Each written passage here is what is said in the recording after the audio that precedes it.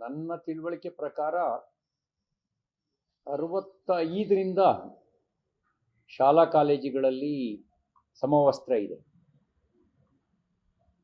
ಆಯಾ ಶಾಲಾ ಕಾಲೇಜುಗಳಲ್ಲಿ ವಸ್ತ್ರ ಸಂಹಿತೆಯನ್ನು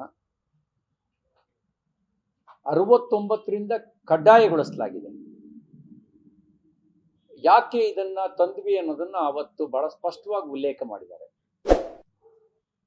ಮಕ್ಕಳಲ್ಲಿ ಯಾವುದೇ ರೀತಿಯ ಭೇದ ಭಾವವನ್ನ ತರಬಾರ್ದು ಅನ್ನೋ ಕಾರಣಕ್ಕೋಸ್ಕರ ಯೂನಿಫಾರ್ಮ್ ಅನ್ನ ಅಳವಡಿಸುವಂತ ಕೆಲಸವನ್ನ ಮಾಡಿದ್ರು. ಈಗ ಸರ್ಕಾರ ಮತೀಯ ಚಿಹ್ನೆಗಳನ್ನ ಬಳಸೋದಕ್ಕೆ ಅವಕಾಶ ಕೊಟ್ಟಿದೆ. ಹಾಗಾದ್ರೆ ಯೂನಿಫಾರ್ಮಿನ ಭಾಗನ ಮತೀಯ ಚಿಹ್ನೆ ಸ್ಪಷ್ಟಪಡಿಸಬೇಕು. ಮತೀಯ ಚಿಹ್ನೆ ಬೇರೆ, ಸಂಸ್ಕೃತಿಯ ಚಿಹ್ನೆ ಬೇರೆ. ಹಿಜಾಬು ಮತೀಯ ಚಿಹ್ನೆನ ಸಂಸ್ಕೃತಿಯ ಚಿಹ್ನೆನ ಸ್ಪಷ್ಟಪಡಿಸ್ಲಿ. ಹಿಜಾಬ್ ಇರಬಾರ್ದು ಅಂತ ನಾವು ಹೇಳಲ್ಲ. ಶಾಲೆಗಳಲ್ಲಿ ಇರಬೇಕಾ? ಶಾಲೆಗಳಲ್ಲಿ ಯೂನಿಫಾರ್ಮ್ ಮಾತ್ರ ಇರಬೇಕು, ಹಿಜಾಬು ಇರಬೇಕಾ? ಹಿಜಾಬ್ ಪಾರ್ಟ್ ಆಫ್ ಯೂನಿಫಾರ್ಮ್ ಆದರೆ ಯಾರು ಪ್ರಶ್ನಿಸೋಕೆ ಅವಕಾಶ ಇಲ್ಲ. ಹಿಜಾಬ್ ಪಾರ್ಟ್ ಆಫ್ ಯೂನಿಫಾರ್ಮ್ ಅಲ್ಲದೆ ಇದ್ರೆ ಅದನ್ನ ಬಳಸೋದು, ಅದನ್ನು ಹೇಗೆ ಸರ್ಕಾರ ಸಮರ್ಥನೆ ಮಾಡುತ್ತೆ? ಶಾಲಾ ಕಾಲೇಜುಗಳಲ್ಲಿ ಟೈ ಪಾರ್ಟ್ ಆಫ್ ಯೂನಿಫಾರ್ಮ್ ಇದೆ, ಇಂಥದೇ ಕಲರ್ನ ಬಟ್ಟೆ ಇರಬೇಕು ಅಂತ ಯೂನಿಫಾರ್ಮ್ನಲ್ಲಿ ನಿಗದಿ ಮಾಡಿರ್ತಾರೆ. ಹಾಫ್ ತೋಳಿರಬೇಕೋ, ಫುಲ್ ತೋಳಿರಬೇಕೋ, ಸ್ಕರ್ಟ್ ಇರಬೇಕೋ,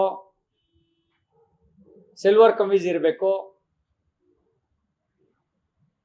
ಸೀರೆ ಇರಬೇಕೋ, ಇದನ್ನ ಆಯಾ ಶಾಲಾ ಕಾಲೇಜುಗಳು ಯೂನಿಫಾರ್ಮ್ ನಿಗದಿ ಮಾಡಿರ್ತವೆ. ಯಾವ ಕಲರ್ ಇರಬೇಕು, ಬಾರ್ಡರ್ ಹೇಗಿರಬೇಕು ಅಂತ. ಅಲ್ಲಿ ಹಿಜಾಬ್ ಪಾರ್ಟ್ ಆಫ್ ಯೂನಿಫಾರ್ಮ್ ಆಗಿದ್ರೆ ಯಾರು ಪ್ರಶ್ನೆ ಮಾಡುವಂತಿಲ್ಲ. ಹಿಜಾಬ್ ಪಾರ್ಟ್ ಆಫ್ ಯೂನಿಫಾರ್ಮ್ ಅಲ್ಲದೆ ಇದ್ರೆ ಸರ್ಕಾರ ಏನು ಹೇಳುತ್ತೆ ಈ ವಿಷಯದಲ್ಲಿ ಬೇಕು? ಮತ್ತೆ ನೀವು ಕೇಸರಿ ಧಾರ್ಮಿಕ ಚಿಹ್ನೆ ಅಲ್ಲ ಅಂತ ಹೇಳುವ ಅಧಿಕಾರ ನಿಮ್ಗೆ ಯಾರು ಕೊಟ್ಟವರು? ನೀವೇನು ಧಾರ್ಮಿಕ ಪಂಡಿತರ? ನೀವು ಹಿಜಾಬ್ಗೆ ಅನುಮತಿ ಕೊಟ್ಟು ಕೇಸರಿಗೆ ಅನುಮತಿ ಕೊಡಲ್ಲ ಅನ್ನೋದ್ರ ಅರ್ಥ ಏನು? ಯಾರಾದರೂ ಕೇಸರಿ ಕಲರ್ನ ಹಿಜಾಬ್ ಹಾಕೊಂಬಂದ್ರೆ ಅವ್ನು ಹೊರಕಳಿಸ್ತೀರಾ? ಕೇಸರಿಗೆ ಯಾಕೆ ವಿರೋಧ ಇದೆ ನಿಮ್ದು? ನೀವು ಯಾವ್ದನ್ನಾರು ಹಾಕ ಬನ್ನಿ, ಕೇಸರಿನಾರು ಹಾಕ ಬನ್ನಿ, ಹಸಿರುನಾರು ಹಾಕ ಬನ್ನಿ, ನೀಲಿನಾರು ಹಾಕ ಬನ್ನಿ, ಬಿಳಿನಾರು ಹಾಕ ಬನ್ನಿ ಅಂತ ಹೇಳಿದ್ರೆ ಸರ್ಕಾರ ಯಾವುದೇ ಬಣ್ಣದ ಬಗ್ಗೆ ದ್ವೇಷವನ್ನು ಹೊಂದಿಲ್ಲ ಅಂತ ಆಗುತ್ತೆ. ನೀವು ಕೇಸರಿ ಧಾರ್ಮಿಕ ಚಿಹ್ನೆ ಅಲ್ಲ ಅಂತ ಅನ್ನೋದಕ್ಕೆ ನೀವೇನು ಧಾರ್ಮಿಕ ಪಂಡಿತರ? ನಮ್ಮ ಮಠಾಧಿಪತಿಗಳು ಬಳಸೋದು ಕೇಸರಿನೇ. ನಾಳೆ ಶಬರಿಮಲೆ ಮಾಲೆ ಹಾಕ್ತಾರಪ್ಪ, ದತ್ತ ಮಾಲೆ ಹಾಕ್ತಾರೆ, ಅವ್ರನ್ನ ಹೊರಗಿಡ್ತೀರಾ ನೀವು ಕೇಸರಿ ಹಾಕ ಬಂದಿದ್ದೀವಿ ಅಂತ? ಅಂದರೆ ಈ ನೀತಿ ನನಗನ್ಸುತ್ತೆ ನಿಮ್ಮ ಶಾಲಾ ಯೂನಿಫಾರ್ಮಿಗೆ ತಕ್ಕ ನೀತಿ ಅಲ್ಲ ಅಂತ ಅನ್ನಿಸ್ತಾ ಇದೆ. ಯೂನಿಫಾರ್ಮ್ ಅಂದ್ರೆ ಯೂನಿಫಾರ್ಮ್, ಅದಲ್ಲಿ ನೀವು ಹಿಂದೂ ಮುಸ್ಲಿಂ ಕ್ರೈಸ್ತ ಏನೋ ನೋಡಬೇಡಿ. ಆ ಶಾಲೆಯಲ್ಲಿ ಏನು ಯೂನಿಫಾರ್ಮ್ ಇದೆ ಅದನ್ನು ಪಾಲಿಸಬೇಕು ಅಂತ ಹೇಳಿ. ಹಿಜಾಬ್ ಪಾರ್ಟ್ ಆಫ್ ಯೂನಿಫಾರ್ಮ್ ಆಗಿದ್ರೆ ಹಾಕಬರ್ಲಿ, ಪಾರ್ಟ್ ಆಫ್ ಯೂನಿಫಾರ್ಮ್ ಅಲ್ಲದೆ ಇದ್ರೆ ಹಾಕಬಾರದು. ಇಲ್ಲಾಂದ್ರೆ ಯೂನಿಫಾರ್ಮ್ ಕಡ್ಡಾಯ ಅಲ್ಲ, ಯಾರು ಏನ್ ಬೇಕಾದ್ರೂ ಹಾಕೊಂಬರ್ಬೋದು ಅಂತ ಹೇಳಿ. ಈ ಮೂಲಕ ಯಾವ ಸದುದ್ದೇಶದಿಂದ 60ರ ದಶಕದಲ್ಲಿ ಶಾಲಾ ಕಾಲೇಜುಗಳಿಗೆ ಯೂನಿಫಾರ್ಮ್ ಅಳವಡಿಸಲಾಯಿತೋ ಆ ಪದ್ಧತಿಗೆ ಈಗಿನ ಕಾಂಗ್ರೆಸ್ ಸರ್ಕಾರ ತಿಲಾಂಜಲಿ ಹಾಕ್ತಾ ಇದೆ. ಒಂದು ರೀತಿಯ ಮತೀಯ ವಾದಿಗಳ ಒತ್ತಡಕ್ಕೆ ಮಣಿದಿದೆ. ನಾಳೆ ಯಾರಾದ್ರು ತಾಲಿಬಾನ್ಗಳು ಬುರ್ಕಾನೇ ಯೂನಿಫಾರ್ಮ್ ಅಂತ ಮಾಡಿದ್ರೆ ಏನು ಮಾಡ್ತೀರಿ? ಬುರ್ಕಾ ಹಾಕೊಂಡೆ ಹೊರಗೆ ಬರಬಾರ್ದು ಅಂತ ಕೆಲವು ಇಸ್ಲಾಮಿಕ್ ಪತ್ವ ಹೊರಡಿಸಿದ್ದಾರೆ. ಇರಾನ್ನಲ್ಲಿ ಆ ಪತ್ವ, ಅದನ್ನು ವಿರೋಧಿಸಿ ನಡೆದ ಚಳುವಳಿ.